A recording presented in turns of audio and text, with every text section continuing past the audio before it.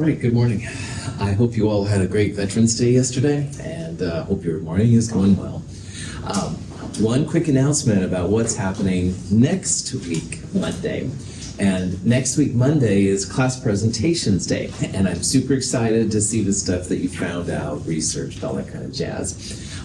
How Monday is going to work is when we meet at 1:10 p.m. up in 2501. I'll be kind of sitting in the corner, and I'll help you to get your presentation ready. You'll turn in your class presentation paper, you'll turn in the empirical formula lab, and then you'll give your class presentation. And I've had some great questions the last couple days. You don't have to use the computer for your presentation unless you want to, all right? Some people thought, oh, I've got to make a PowerPoint or something. No, you don't have to. Some people will just get up and what I do, I call it chalk talk. They'll just either use the chalkboard or just get up and talk, which is cool. Other people, though, will use PowerPoint, Google Slides, and stuff like that. So it's an option, but it's not required, okay? If you decide to use PowerPoint, Google Slides, something like that, you are responsible for logging into your account and accessing the stuff. So there's a podium computer in 2501, that's Windows and stuff like that. You can log in and get into your thing. So make sure your username and password you've got ready to rock and roll. Should be no big deal. If you're a Mac user and you're using Keynote, make sure that you export your Keynote presentation as PowerPoint. Keynote is Mac only, and that'll be a Windows version, but you can export it as PowerPoint, and so you'll be able to play it. That being said, you can also have a USB thumb drive. So like, for example, right here, there's a little slot for a USB drive. You can put your drive in that computer as well and access it that way, so whatever way you want. But again, it is optional. The other question I've had a couple times is about having note cards. And you can absolutely have note cards while you're presenting, all right? If I went up and just kind of, faked it, that would be rough. So note cards to me would be super helpful, and they can be for you too. What you don't want to do is bring up your paper, all right? Because what happens when you have your paper, it's like, oh, it's in here somewhere. And that's really boring to watch, okay? So note cards are awesome. You can even have notes on your phone if you want, that's fine, but don't have the paper. All right, don't be doing this kind of thing and stuff to see. Your presentation will be about 5 minutes in length. It's to this group of people, so there won't be other people, other classes and stuff like that out there. Questions so far? Yeah. If we happen to go a little bit over 5 minutes, like 5 minutes, 20 seconds, I'm still penalized for that? Good question, and the answer is no, definitely not. To be honest, Antonio, sometimes I get into your presentation and I forget about the time, but after a while, even I will tune in and say, oh, we gotta start doing it.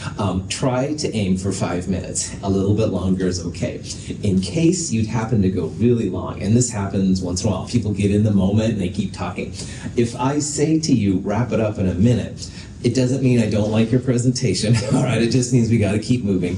And if you wrap it up in a minute, no harm, no foul, no points off, stuff like that. Once in a while, after I've said that, people continue to talk. They aren't listening to me, oh no. So anyway, that would be a time where maybe some points would be off. But yeah, so a few seconds over, no, definitely no big deal. If I say something, it doesn't mean I don't like you or anything, and you do wrap it up, no problem. Cool. We won't do the problem set 6. That'll be the week after Thanksgiving, so we've got a little bit of time here on that. Any other questions? All right. If you do think of questions, let me know and stuff. So I'm excited to see them, and I think it'll be cool. All right, back to chapter 6. Problem set 6, by the way, is both chapter 6 and chapter 7, part 1. Now, I keep rewriting these notes a little bit, and I'm really sorry about that. I haven't been very happy with this first section, but I think I have the final version right now. So I want to go back just a little bit from the stuff we did on Monday. And in this slide, we were talking about the empirical formula versus the molecular formula. And the empirical formula of a compound is just the smallest whole number ratio of atoms. So this right here is the Lewis structure for acetic acid. Acetic acid is the active ingredient in vinegar. It's kind of cool. There's a lot of industrial uses for it too. So you can see in this molecule, this is how the molecule is laid out. You need all of those atoms. But the empirical formula for this, which is C2H4O2, you would divide all those numbers by whatever number you can get so that you end up with whole numbers. So as we talked about, if you divide all of those numbers by 2, C2 divided by 2 would be 1C, 4 divided by 2 would be 2 H's, 2 divided by 2 would be 1 O. So the empirical formula, the EF of acetic acid, would be CH2O. Now you could go down even another step and have like 1/2 carbon to 1 hydrogen to 1/2 oxygen, but chemists stay away from that because these are atoms and you have to have individual atoms. You can't have half of an atom or a quarter of an atom. So the smallest whole number is the way to go. In the lower left-hand corner is a table that shows some empirical and molecular formulas. Most of them are pretty straightforward. Sometimes, though, like with water, where the formula is H2O, the empirical formula and the molecular formula will be the same. And that does happen sometimes. I'm showing you a lot of examples where it's multiples, but sometimes it does go down that way. Questions on that?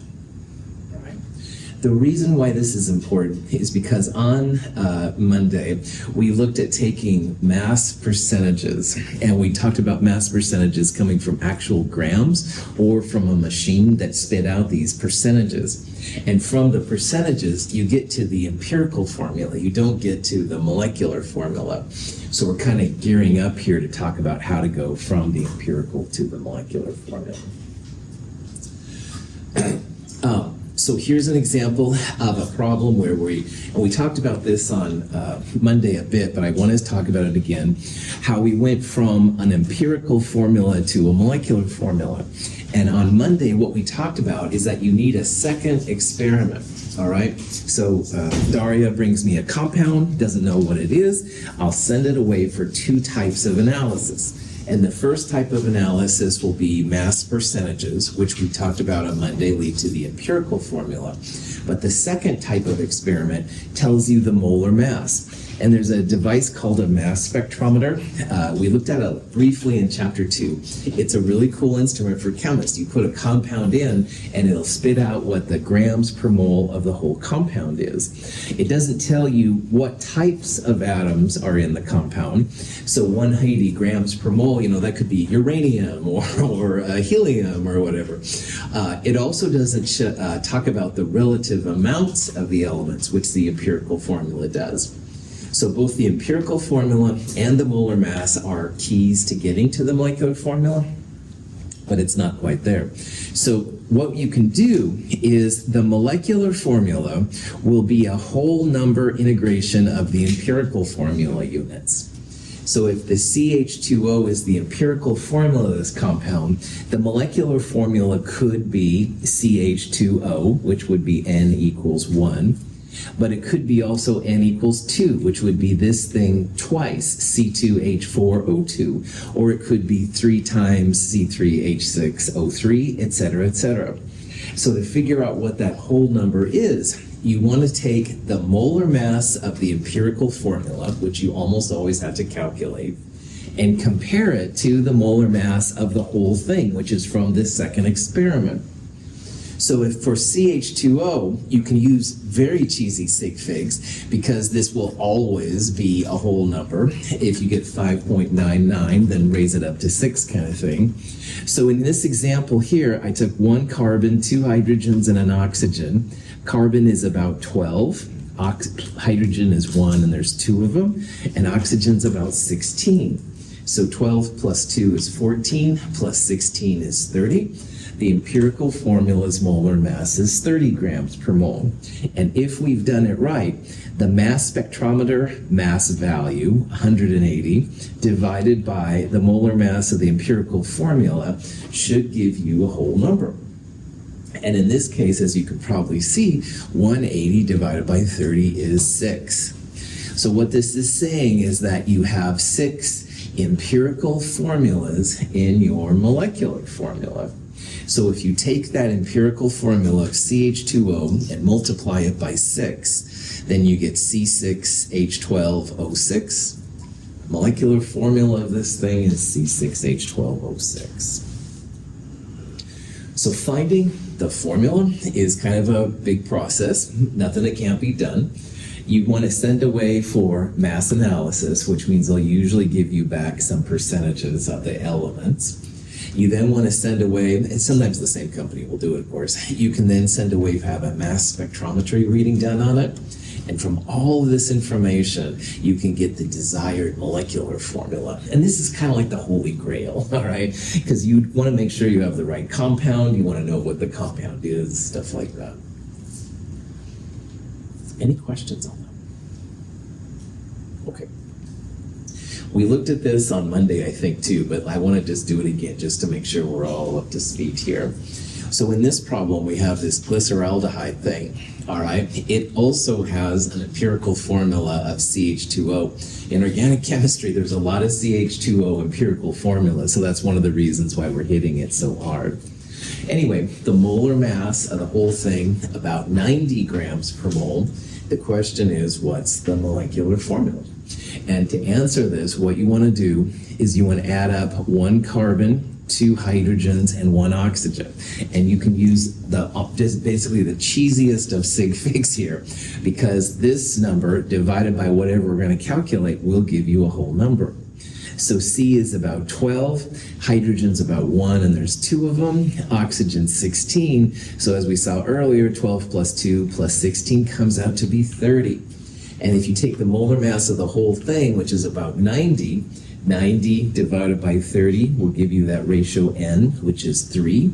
So your molecular formula will be CH2O taken 3 times, C3H6O3. So again, the very cheesiest of sig figs is fine for this because that will always be a whole number. That ratio will always be a whole number. So you get C3H6O3. Okay. Any questions on that? Okay. So, like I said, I'm kind of still in the process of making this chapter quite how I like it. So I want to have one more example here because there's one more really important thing that happens when you're finding the compound. Several of the last examples were just carbon, hydrogen, and oxygen.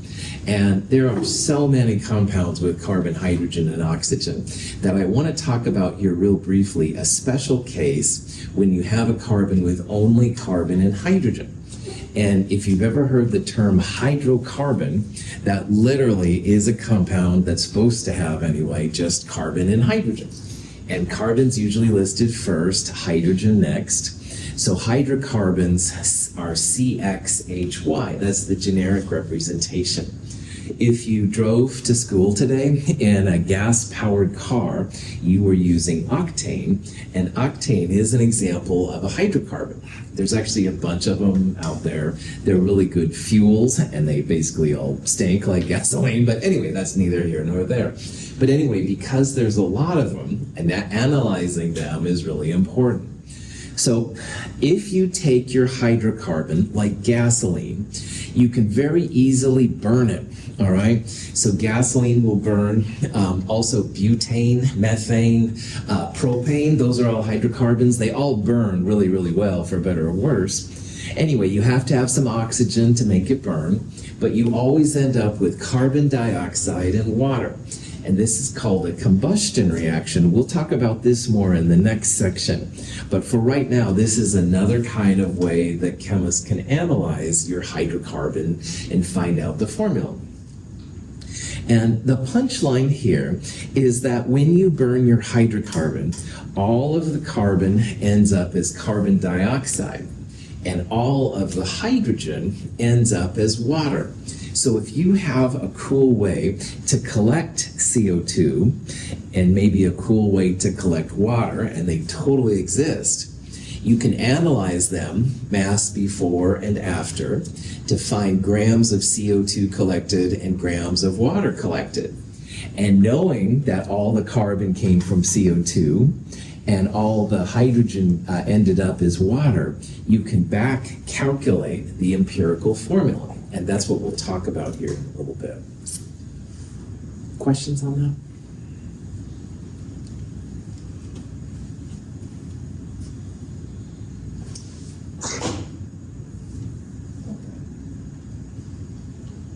It's supposed to be a video. Fascists. So, excuse my French. Hold on just one second. Let me see. Let me try that.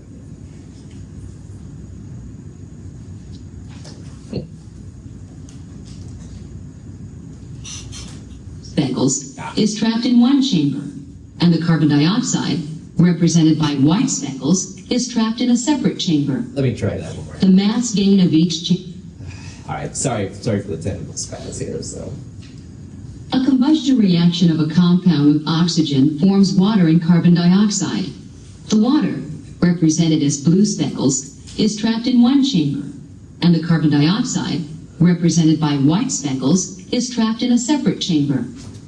The mass gain of each chamber can be used to calculate the empirical formula of the compound. most of the hydrocarbons are kind of liquids, but if they get bigger and bigger, they can be solid. So this one showed a bigger one, no problem.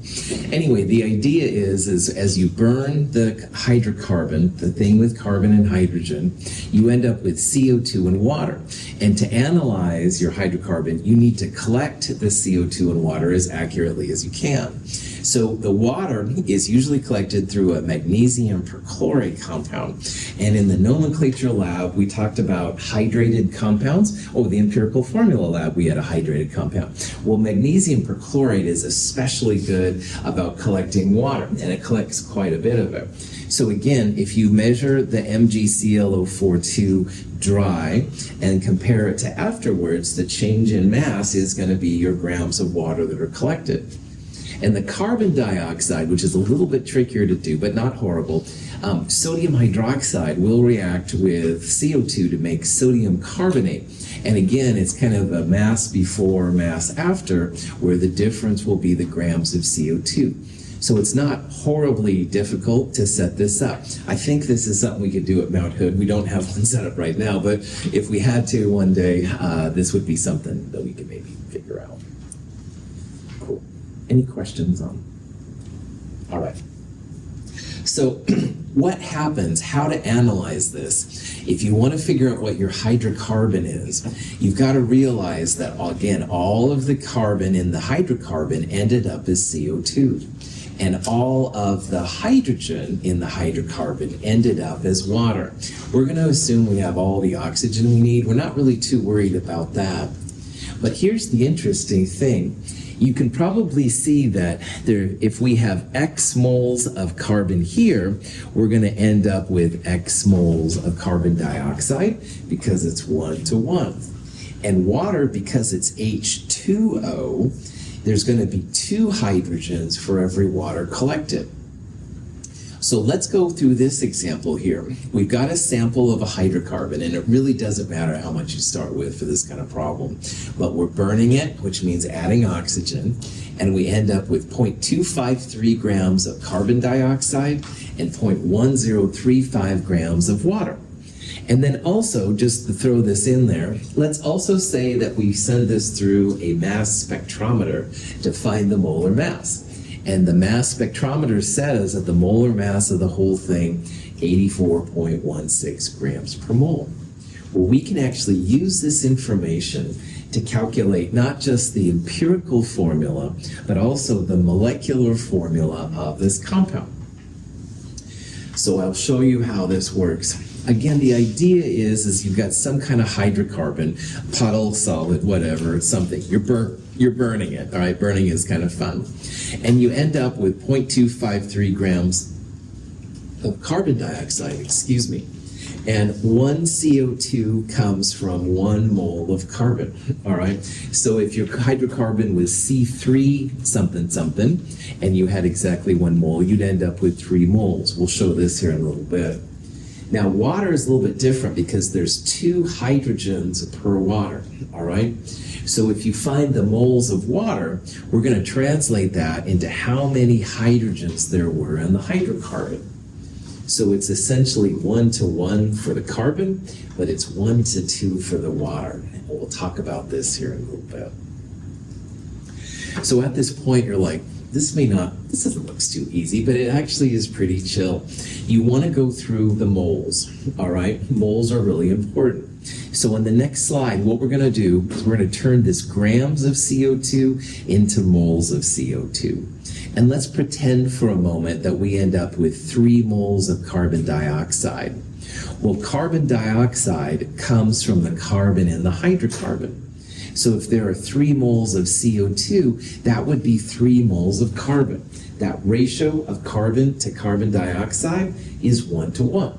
If you calculated 10 moles of CO2, that means you'd have 10 moles of carbon. Whatever number you calculate for CO2, same thing. We're also going to do the same thing for water. We're going to turn grams of water into moles of water using 18.02 grams per mole. Water, though, has 2 hydrogens per water.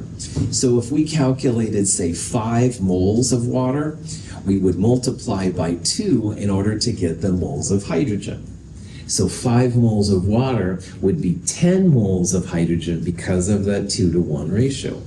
And if you had 15 moles of water times 2, that would be 30 moles of hydrogen.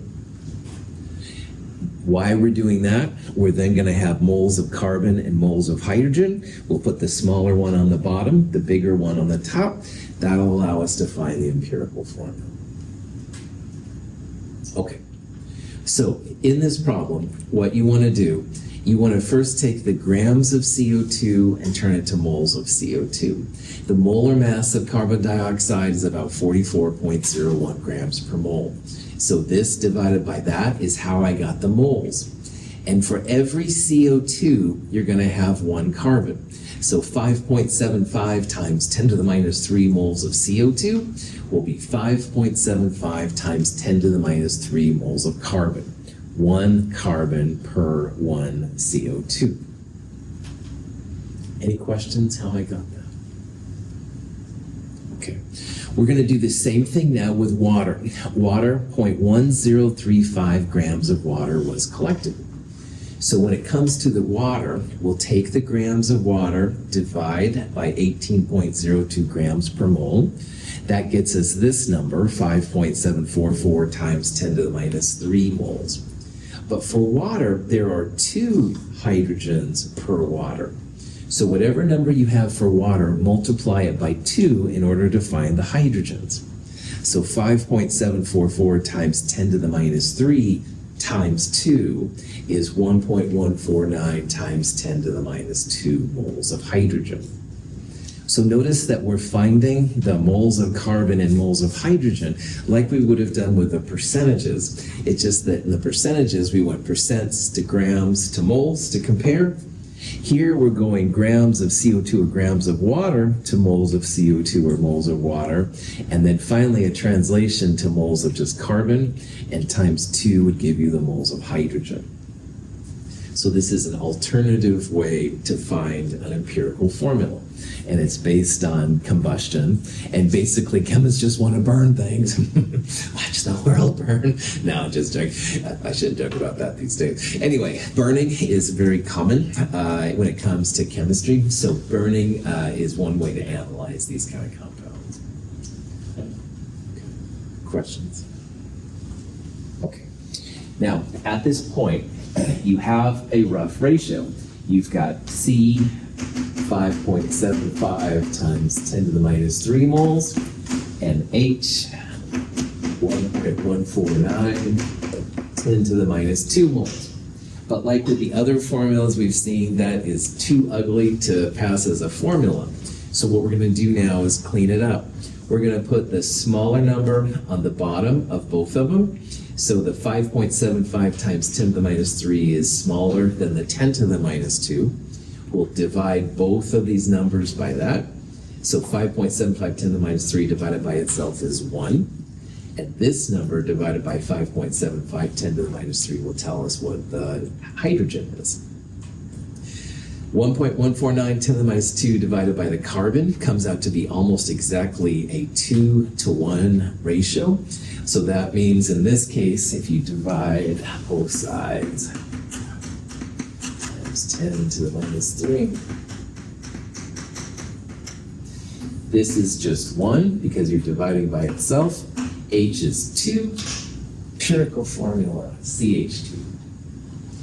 So you can use these combustions then stuff to figure out like how things roll. The only really funky part about this is make sure you multiply moles of water by 2 because there's 2 hydrogens in 1 water. But everything else I think is pretty cheap, pretty a little humor. Nitrogen monoxide is NO. Questions? Okay, so empirical formula, CH2, cool. But a CH2 is probably not going to be the molecular formula. Like if you tried to draw a Lewis structure for CH2, you'll see that carbon, there's no way it's going to have an octet around it. So now what we're going to do is we're going to compare the empirical formula and the molar mass in order to find the molecular formula. And to do that, what we're going to do is we're going to first find the molar mass of the CH2 part, all right? Because CH2 is going to have a molar mass, it won't be very big. The molar mass of everything divided by the molar mass of the empirical formula will give you the molecular formula, this overly macho thing here. But anyway, so CH2, carbon's about 12. You could just use 12. I use more sig figs here. I guess I was bored. Anyway, 12 plus 2, or 12.01 plus 2 times 1.01. Either way, it's about 14. This ratio, which is the molar mass of everything divided by the empirical's molar mass, will always give you a whole number. So in this case, as you can see, it came out to be 5.9986, which is 6, all right? You would have gotten the same thing if you would have went just 84 divided by 14. It's very, very close to 6. So this 6 is telling you how many empirical formula units are in your molecular formula. So that CH2 has to be taken 6 times C6H, sorry, I didn't have a, all right, sorry, still kind of figuring all these out here a little bit. Anyway, C6H12 is the molecular formula. I thought I had a final little blurb there, but okay, still need to work on this a little bit. All right. So again, sorry for throwing fresh notes at you here, but I think I'm getting more and more happy with how the flow of this is. Any questions on anything? Okay. In organic chemistry, most everything is a hydrocarbon, carbon and hydrogen, or it's a hydrocarbon with oxygen like CHO. So these kind of things can be really helpful to chemists to figure out formulas. All right. Now, why all of these things are important? For a while, chemists thought about classifying formulas with just percentages, all right? But a problem very quickly arose, and you can probably imagine what this is. Nitrogen dioxide and dinitrogen tetroxide are NO2 and N2O4 respectively. And if you figure out their empirical formulas and their mass percentages, same thing, all right? And there are huge differences between these two. NO2 is paramagnetic. It's a brown gas. It has a molar mass of 46.01. On the other hand, dinitrogen tetroxide is a colorless gas. It's diamagnetic. You'd rather breathe in N2O4 than NO2, that's for sure. So this is where these ratios become super helpful. Here's a picture actually showing the two gases. We'll talk about this more in the spring, but NO2 is definitely a reddish brown, or it can be a very, very intense brown. So scientists need more than the empirical formula, more than just the percentages. Molar mass doesn't cut it either, right? Because you could have other compounds maybe with 46.01 grams per mole. So that's why this whole picture like kind of completes how chemists think about the molecules. So. Questions? Okay. So this next slide is something I'd like you to try yourself, all right? Because it's one thing to go through it and talk about it. It's another thing to do it yourself. And I've given you the answers here to go through. This is a problem where we have a compound of boron and hydrogen. And boron and hydrogen together make a whole bunch of different kind of compounds as well. And what happens here is the scientist wants to find out what the molecular formula is, and the empirical formula should be the first step. Well, they found out that this compound is 81.10% boron, and the molar mass 53.3 grams per mole. And this is, believe it or not, enough information to figure out how this all works. Now, the first part is notice that there's only a percent boron. There's no hydrogen. If you have only two components, which in this case would be boron plus hydrogen, if you add both of those percentages together, what percentage should you get? 100, that's right. So in the old days especially, one way to save money was sometimes people would only analyze for maybe one or two of the elements. So in this case, you can find percent hydrogen. It would be 100% minus 81.10%. That'll tell you the percent of hydrogen. Is that cool? Okay. Once you have percentages, you got to turn percentages into grams. And like we talked about on Monday, what I would do is just assume 100 grams total. That would mean you'd have 81.10 grams of boron. And 100 minus 81.10, I think, is 18.90, but do the math to make sure. That would be the grams of hydrogen. And again, having grams of B and grams of H, the next thing is to turn them into moles. So you would divide by the molar mass of boron, roughly 10.81. You also divide by the molar mass of hydrogen. Because this will be a 4 sig fig value, I would use 1.008 grams per mole here for hydrogen. Anyway, you'll end up with, if you've done everything right, these numbers if you used 100 grams, all right? Nancy decided to use 1 gram, so she'd have 0.8110, that kind of thing. She would have different numbers. But if you used 100 grams, these are the numbers you'd get. Comparing these numbers will be the next step. All right, and 18.75 divided by 7.52, the hydrogen over the boron, you actually don't get 5, you get 2.5. And so one thing we talked about on Monday is that if you happen to get, for example, B1H2.5, you can't have half of a hydrogen atom. So in this case, you want to multiply by 2. B2H5 will be the empirical formula. And we also talked about how in the real world you might have, 1/4 or something crazy like that, and what you do with it. I will only give you either whole numbers like we just saw or half numbers. I won't give you anything else. But in the real world, this is something you need to consider. Questions on that? All right. So B2H5 is the empirical formula, but it's not the final value. So the next thing to do, you've got to calculate the molar mass of just the empirical formula. So 2 borons and 5 hydrogens, I got 26.67 grams per mole. You want to compare this number to the molar mass of the entire thing. This should always give a whole number. You do want the bigger number on the top and the smaller number on the bottom. If you reverse it, you'll get 1/2. And if you think about it, that's also 2 to 1. But it's probably easier to put the whole thing, the molar mass of the whole compound divided by the empirical formula's mass. That'll give you a value of 2. Empirical formula twice will give you B4H10. Cool. Any questions? Okay. Later on, you're trying it and you're not getting something like this or something that's close, then let me know, all right? This is an important part of being a chemist. Chemists are paid either by making things or determining the identity of compounds because no one wants to taste it and stuff, so yeah. All right. The other thing we're going to talk about in this section is molarity. And molarity is a really important concept that has to do with solutions. Now, in the identification of an unknown compound lab, we use the solid version of some compounds as well as the solution version.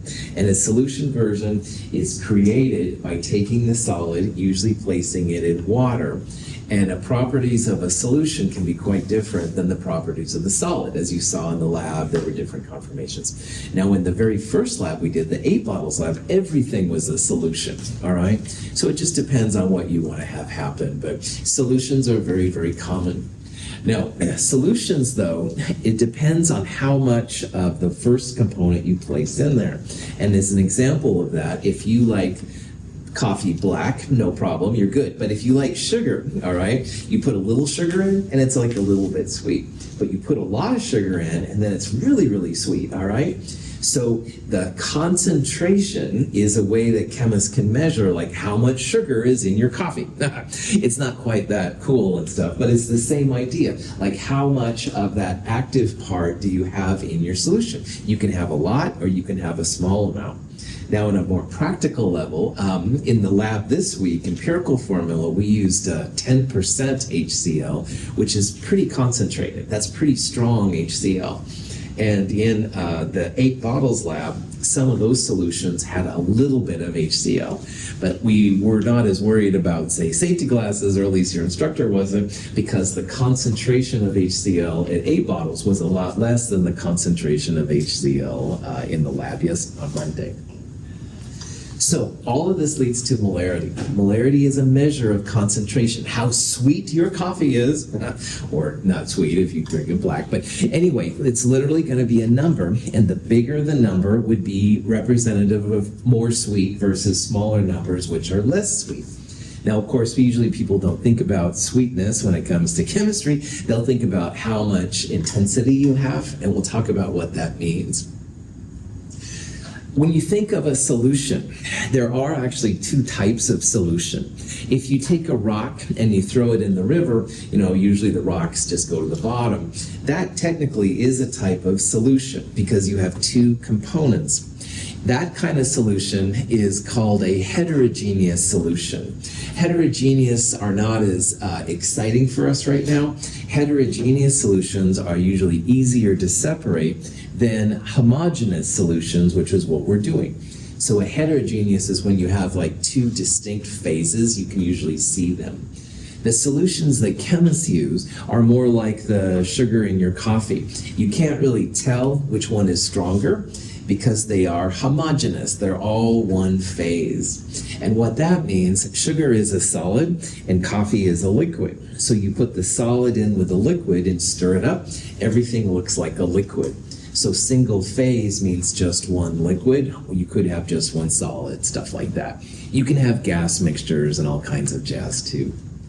Anyway, so a solution then, which is what we're after, solutions are just homogeneous mixtures. They will look like liquids usually, but don't drink them. They're really nasty. They will have uniform composition if they're mixed well. That's important. So you've got a big bottle of HCl. The top HCl concentration should be the bottom of the HCl. You might want to mix it up, all right? Like I opened up a thing of tomato juice the other day and I didn't mix it. And the top was almost water and the bottom was like really intense tomato taste. So mixing is important, definitely. However, it should be the same amount at the top as there is on the bottom.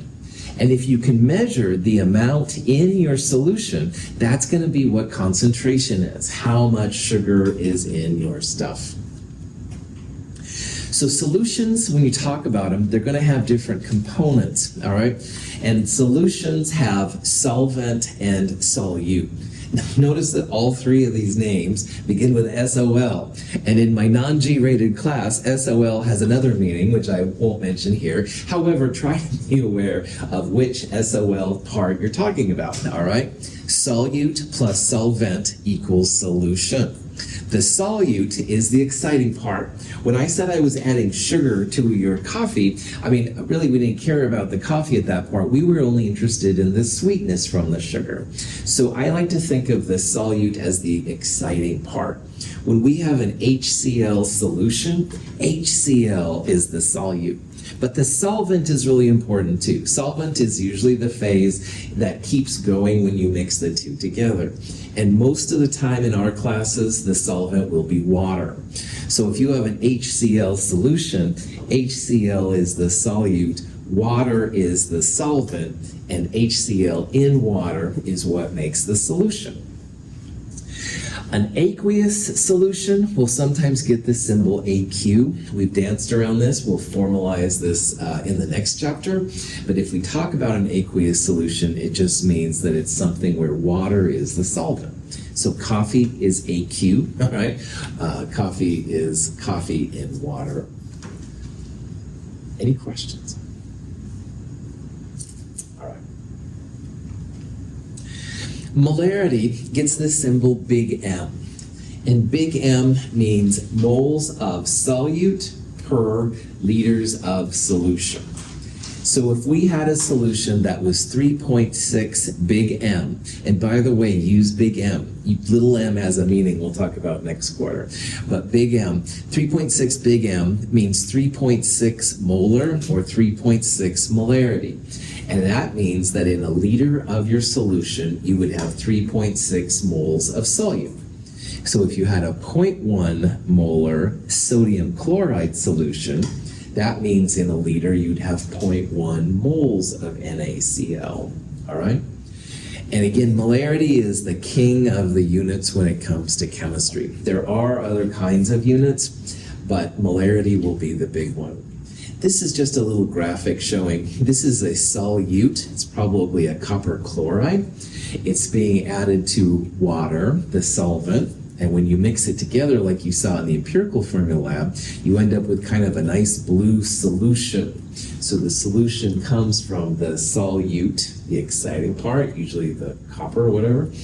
The solvent water keeps going, and the solution then has properties unto itself. Any questions? Sometimes concentration is used when they should be using molarity.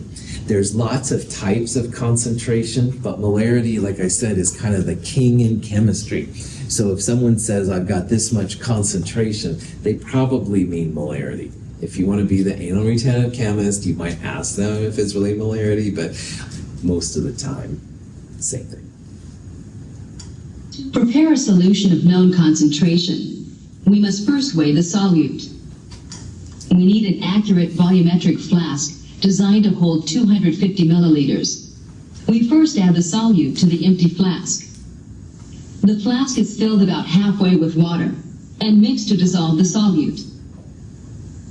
We add water in stages. Combining all the solvent with the undissolved solute in one step can lead to inaccurate measurements. We mix again. The solution is prepared. This is an example of making a solution. It's pretty chill. This is what the stockroom does when they make our chemicals. In this particular example, you're using the solute nickel 2 chloride hexahydrate. A lot of these inorganic compounds have waters of hydration on them. It's just something to realize. It's not really that important. But anyway, they measured out 5.00 grams on a balance. They place the 5 grams in this type of container. This is called a volumetric flask. We used a version of this in the density lab. On the density lab, there was a little line about right here. For our flasks, that meant 10 milliliters. In this flask, I think this is a 250 milliliter flask. The idea is if you measure liquid up to that point, it's like 250.00 milliliters. So it's more accurate than if you would use a beaker or something like that. We ignored that line in the density lab, though. We filled it all the way filled to get a better volume value. So instead of like 10.00 milliliters, we had 5 sig fig volumes. Woohoo! I know you want to hang out with me on a Friday night. But anyway, in this example, they took the measured nickel 2 chloride hexahydrate, placed it in there, and then they had several amounts of water that were added in. And that just helps to make sure that the nickel 2 chloride is dissolved. Those waters just float away. We don't really care about them anymore. The green color that emerges comes from the nickel. All right, nickel 2 plus oftentimes has kind of a green color to it. And then again, at the very end, you want the total solution to be right at that mark, which would be 250 exactly milliliters. Okay, so if you want to figure out the molarity then, molarity will be moles of solute over liters of solution. One calculation we're going to do a lot in this class is milliliters to liters and liters to milliliters. How many milliliters in a liter? 1,000. Good. Excellent. I saw a couple of you mouth it. I'm sad somebody said it. 1,000 milliliters per liter. You bet. So what we're going to do is we're going to turn milliliters to liters. We're going to figure out the molar mass of nickel 2 chloride hexahydrate. So we're going to add up a nickel 2 chlorides and 6 waters. Whatever that number is, that'll be the grams per mole of nickel 2 chloride hexahydrate.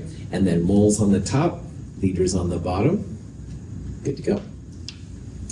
So, nickel 2 chloride hexahydrate, when I threw it in my molar mass calculator, it came out to be 237.7 grams per mole. Again, you want to make sure that your 3 sig figs are carried forward. You can use more than 4 sig figs here if you'd like. But anyway, 5.00 grams of nickel 2 chloride hexahydrate. That comes out to be 0.0210. If you do see one of these hydrated, make sure you throw it into the molar mass as well. It's not just nickel 2 chloride, it's not just NiCl2, it's NiCl2.6H2O. So this is the moles of this compound, this is the moles of solute. And what we want to do now is divide by the liters of solution. 250 milliliters divided by 1,000. If you put your decimal over 3 places to the left, that will give you the liters, something that you get used to after a while. Or in your calculator, 250 divided by 1,000 is 0.250 liters. Moles of solute over liters of solution comes out to be 0.0841 moles per liter. Sometimes chemists will write it in square brackets like that. That's another way that you'll see these molarities listed. So nickel 2 chloride hexahydrate in this example, 0.0841 moles per liter. Cool. You can see the kind of control that chemists can have over their reactions. Like when I make coffee in the morning, I just throw some coffee in and let it drip through, but I don't measure these kind of amounts out, although I knew a person that did once. But anyway, this is different. In this kind of thing, you can find exact quantities. And again, knowing this number, moles per liter, if you take out 100 milliliters, you can figure out how many moles you have, which is pretty cool. And we'll talk about that here in a little bit. Questions? Sweet. All right. There's lots of cool things you can do with the molarity value when you have it. Oxalic acid is actually something you can buy at Fred Meyer's, you can buy it at Home Depot, stuff like that. The formula for oxalic acid is H2C2O4. And let's say that we wanted to make a solution of oxalic acid, an aqueous solution, by the way, although it doesn't state that. We need 250 milliliters of a 0.0500 molar oxalic acid solution. And why you might need this, all right, is if you're making chemicals, sometimes there's like a recipe that goes with it. And maybe it would say, hey, we need 250 milliliters of this concentration. So these are the kind of problems you might run into. How much do you add to the water to make this solution? That's kind of the punchline. Well, anyway, molarity, big M, moles over volume. So if big M is moles over volume, and you multiply it by the volume, moles over liters times liters, the volume units will cancel and you'll have just moles. And if you can find the mole value, the molar mass of oxalic acid can be calculated by adding the H2C2O4 together. Moles times grams per mole will give you the grams. So in this problem, we need a 0.0500 molar solution. So that's 0.0500 moles of oxalic acid per liter. And we need apparently 250 milliliters of it. Well, 250 divided by 1,000 is 0.250 liters. So you can see what we're doing here, moles over liters times liters. The liters will cancel. What this means is we need 0.0125 moles of oxalic acid. And if you add up 2 H's, 2 C's, and 4 O's, you get a molar mass of 90.00 grams per mole. So that molar mass times the moles, 1.13 grams. So in the stockroom then, or in our own lab for that matter, you can measure out 1.13 grams of oxalic acid, place it in 250 milliliters of solution. You've got your 0.0500 molar solution. Woohoo. Questions? All right. Thank you for being here. We'll do more solution stuff on Friday. Have a great day.